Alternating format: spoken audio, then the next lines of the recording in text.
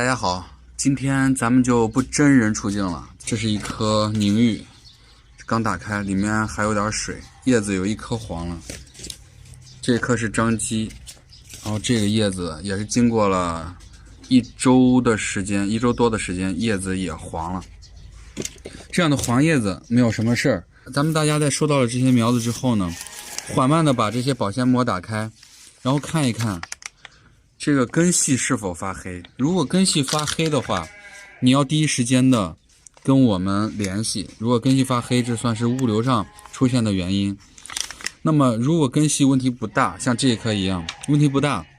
我们怎么来种呢？这能看到我们这边是已经配好的基质，最好是我们血盘苗的基质跟你种的基质基本上是差不多的，这种疏松透气性，不需要完全一模一样的成分，但是透气性要差不多。我们可以看到这些根呢，它是已经比较缠绕在一块了，最好是再把下面这一块我们给它拨开，根系扒开，这样的话根系会更能疏散的放在我们的新的盆子里面的盆土里面。然后像这些比较缠绕的厉害的话，我们可以在某种程度上剪掉或者是拽掉，暴力一点就是给它拽开。这样根系不缠绕的话，它们更有效的缓苗，可能造成闷根沤根的情况，结果就会变小。这个上面茎基部有一些挡的基质，我们可以稍微的往下扒一扒，让茎基部露出来。这样的话，我们浇水的时候不会在这里面产生长期的存水过湿，可能也会导致这个地方腐烂。那我们把根系扒成这样就可以了。扒成这样之后呢，盆子里面这样放满土之后呢，是比较疏松的。我们用手给它按一个坑，手这样按一个坑，它是比较虚的，然后再把这样的血盘苗给它放进去。我们不能这样表面放上土就行了，有些朋友不太知道怎么种，就这样放上去了。这样放上去会让根系的土和新放的盆土之间还产生了很大的空隙，这样就会导致根系被架空。被架空虽然透气了，但是它不保水，根系也会因为缺水而枯死，这样不利于缓苗。那么我们把苗子扶正之后，用手扶着茎基部，给它按压在盆的这个位置，我们再加一些土，按压一下。同时呢，可以按我给大家分享的，扒一个坑，直接把我们这种不会伤苗的肥料放进去，这就是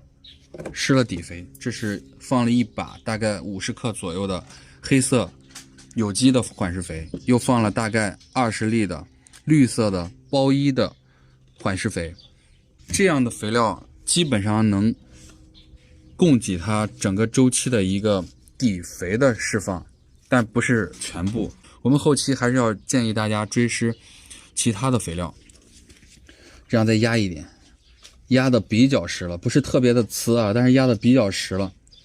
这样压的没有弹性了。这颗草莓就定制完了。咱们看这一颗是宁玉，这颗宁玉呢，在运输的过程当中已经有叶子发黄了。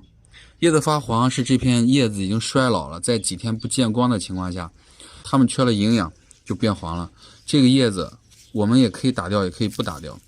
打不打掉它是要取决于现在这个天气。比如说我这会儿是阳光正好，有利于叶片伤口的愈合，那就可以打掉。但是我们打掉它，可以从离茎基部3公分的位置这样掐掉，这样这儿留着伤口会离它的茎基部比较远，这样就算有细菌真菌感染，它也仅仅感染这一段，所以这样是比较有利的。同样的，把这些基质呢和根系呢扒开一点，让它们散开。这里面会有一个当时育苗的一个引苗的小叉子，这个给它取出来。这个土就有点湿，根系没有刚刚的根系多啊，但是根系基本上还都是白的。同样的，把这个盆土虚虚的放一盆土，挖一个坑，把它们定植进去，按压到我们离盆边下去大概2公分的位置，然后在侧面加上我们的肥料，再把一圈的土给填实。在几天的运输过程当中呢，这颗张基黄叶是最多，黄了3片叶。我们在发出这个张基的时候，它的叶片都是绿色的，但是它经过了9天的闭光状态，没有了光合作用，这些老叶都已经变成了黄叶。所以大家不要去担心这个叶子变黄的原因，它们主要是老了，因为它们还剩了好几片的功能叶，完全可以满足它正常生长所需的光合作用。这棵根系呢，有一些已经开始发黄了，就是在路上，因为比较潮湿，也有发黑的，能看到这一棵，这是因为当时的基质特别的湿，又在路上闷了大概9天的时间。还好，这个是发往北京的一个快递，要是南方的话，可能这9天的时间根系全部变黑了。这样的话，我们还有大部分的是白根，就证明它还有一部分根系是正常工作的，就相当于好几个发动机，有几个发动机停止工作了，但是还有其他的发动机可以正常的工作。我们把这些黑根适当性的剪掉或者掐掉，留下这些白根，重新的把它定植，正常的缓苗一般都是没有大问题的。定植的原则还是深不埋心，浅不露根。这个生长点虽然是敷上去了一点点的基质，但是一浇水了，它应该就会下去。这样就是我们定植了这些苗子。定植完之后呢，我之前的视频讲过，一定不要全部都浇透水，你一定要看一看你收到的苗子的基质干湿程度。如果这个基质特别的干，你就可以一次性的浇透水。如果这个基质还特别的湿，你就没有必要再浇透水。像这一棵也一样，现在还特别的湿，我们就不建议大家又把这个盆土浇透。这个盆土浇透，在大多数的地方还有可能4、5天都一直特别的湿，就会让这样还比较白的根，在这几天的闷湿的环境里面变成了沤根，就变成适得其反了。那么我们把这样比较湿的苗子种下去之后呢，就浇一点点的水，让它保持湿润就可以了。这个根系它本来在没有受损的情况下，就很快的能达到正常的工作了。而我们如果浇的过于湿的话，根系还会因为湿度太大造成闷根，适得其反。这棵桃熏是整个这几棵苗在路上这9天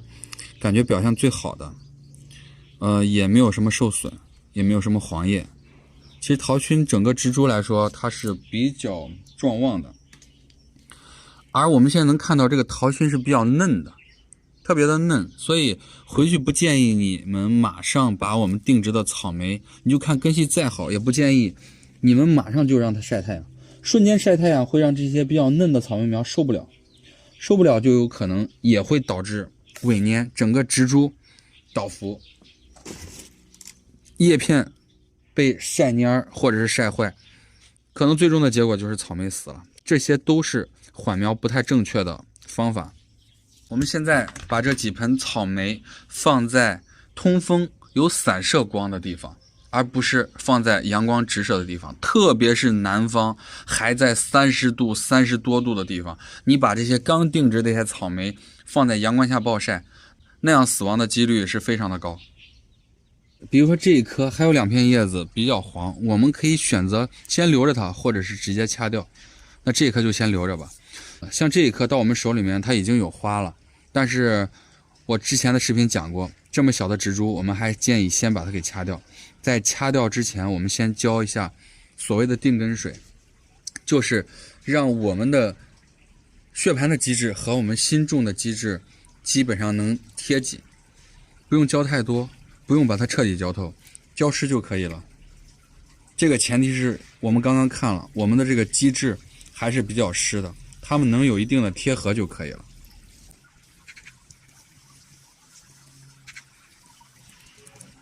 现在可以把这个花枝给掐掉了。好了，这就是我们收到了血盘苗的草莓之后如何定植的方法，还有营养波苗跟这个是类似的。如果你收到了苗子发现了问题，或者是在定植缓苗的过程中发现了问题，可以给我留言。虽然有的时候回复的不会那么及时，但是我能看到的第一时间会给你去解决这些问题。好了，如果你喜欢草莓，如果喜欢种草莓，请关注跟草莓死磕到底的手艺人飞宇。今天的视频就到这儿吧。